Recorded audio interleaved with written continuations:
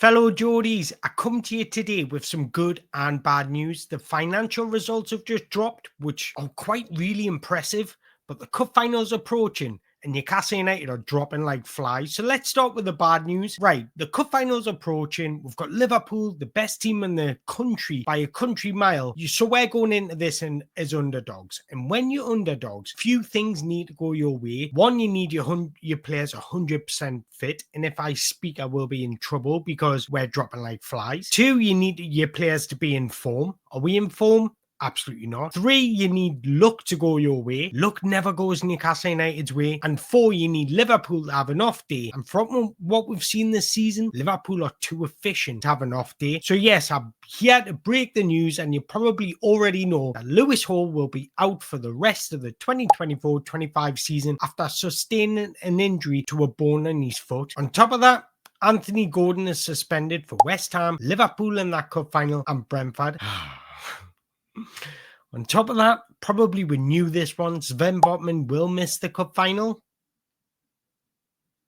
And then finally, Alexander Isak, Tino Livramento, and Kieran Trippier probably will play the final, but considering they all came off against Brighton with a slight injury, how fit will they be? Before all this news, I was going into this cup final with hope rather than expectations, but I was quietly confident because I think Newcastle's best 11 we can match up and beat anybody in 90 minutes. Isak fit, Gordon fit, Bruno fit, Joelinton fit, centre-backs fit, but we just don't look healthy at the minute. So maybe I was expecting, I was giving us like a 30% chance of winning. Now that's went down to about 10%. Alongside Alexander Isak, Lewis Hall and Anthony Gordon have probably been our most consistent and best players this season. Actually, Bruno as well, but Lewis Hall's injured, Anthony Gordon's injured. That's our left side completely dismantled. So we'll probably play Tino Livramento left back and Harvey Barnes at left wing. But another concern is how fit will Alexander Isak be? Because with those two players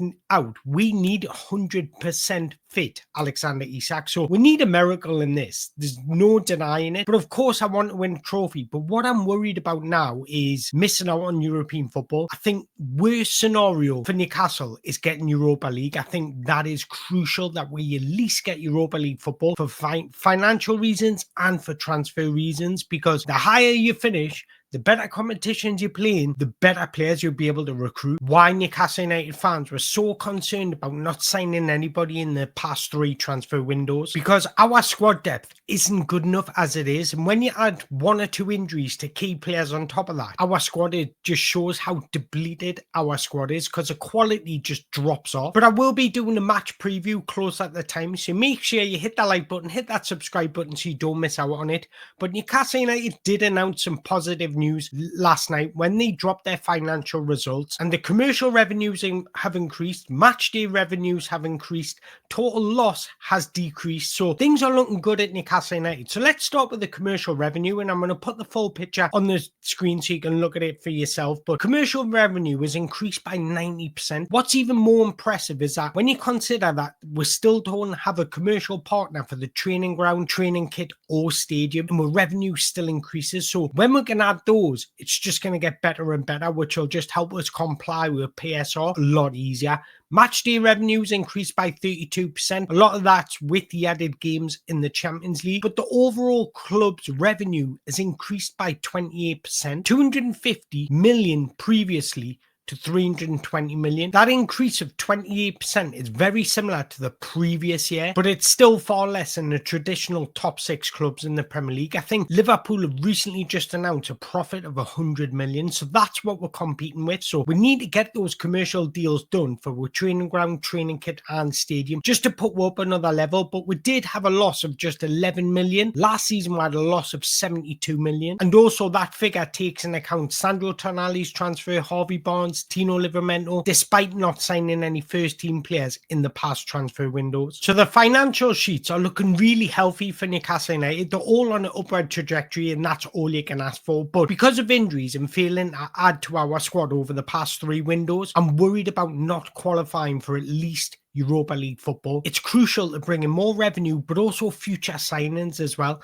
I think we'll miss the trick when we got into Champions League football. That's when we should have pushed for more signings, because that would have just elevated our squad to another level, and then we're kicked on from there. I think we really missed the trick then. If you look at Aston Villa, they brought in Rashford, Asensio, Donnell Malin. Yes, they're all loan deals, but that gives them a good chance of signing them players on a permanent at the end of the loan deals. But look, there's no point in whinging about previous transfers, because that's been and gone. So it is really positive news for Newcastle United, and it shows the importance of European football.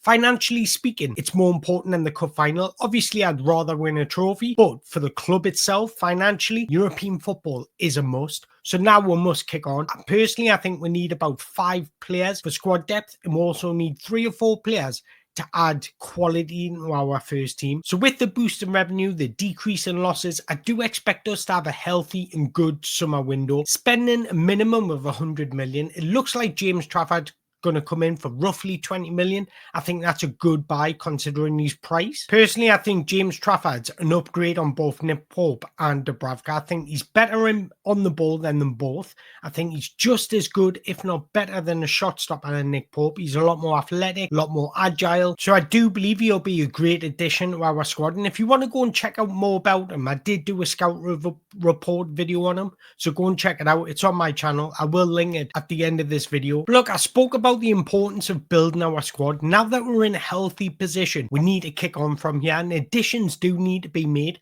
I think it's centre back, left back we need cover, we need midfield cover, we need a new right winger, we need striker cover. There's a lot of work that needs to be done, but aside from that, aside from boosting our financial security, there's still players to be offloaded. I think if you bring in James Trafford, you can get rid of one of Nick Pope or Martin Dubravka. Keep one just for backup in case he gets injured or whatever, but I would definitely looking to be getting rid of at least one goalkeeper. Sean Longstaff, he's 27 now. Sell him while he's still got a bit of value, because if we really want to get to where we want to be, we can't rely on players like Sean Longstaff. He's a decent player, but is he Champions League level? I'm not so sure. Kieran Trippier, he's coming on 35 and his better times are behind him. He can do a job here and there, but he's not even fit enough to play 2 games within a week. Every time he plays, he seems to have a knock, a back problem. So I would definitely be looking to offload him just to get him off that wage bill more than anything. Matt Target, do I need to see any more? He's hardly even played for the club. Get rid of him. Even if you bring in a small fee is better than just having him hovering around just doing nothing. Jamal Lascelles is another one that just simply isn't good enough anymore. He's just sitting there picking up a wage packet, injured. So let's just get rid of him. Even if we're bringing minimal money, get him off the wage bill, because it's better than just having him in the squad just to be there. Callum Wilson, injury prone. He's getting a bit older. He's lost that yard of pace, and he's not really a good backup for Alexander Isak, because when he does replace Alexander Isak, he offers us something completely different. No movement, no running the channels, and he's looking to be that box striker, looking to snap at chances, getting on the end of the chances. We don't really play that way, so I would absolutely 100% be looking at offloading Callum Wilson in the summer. Joe Willock or Harvey Barnes, only if we can get an upgrade on them. But again, personally, I don't think those 2 players are good enough to really get you into Champions League or competing for Champions League football year in upon year out. If we really want to up our game, up our level, we can't be relying on Joe Willock and Harvey Barnes, in my opinion. And then the same with Emil Kraft and Fabian Shaw. These are players that we need to be looking at offloading, because they're not getting any younger, they're getting slower, the pace is regressing, their ability is regressing,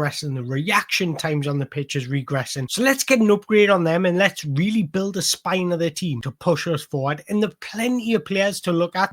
Lamine Camara of Monaco, you've got Hugo Ekitike that we're linked to, nearly signed, and he's balling out at Eintracht Frankfurt now.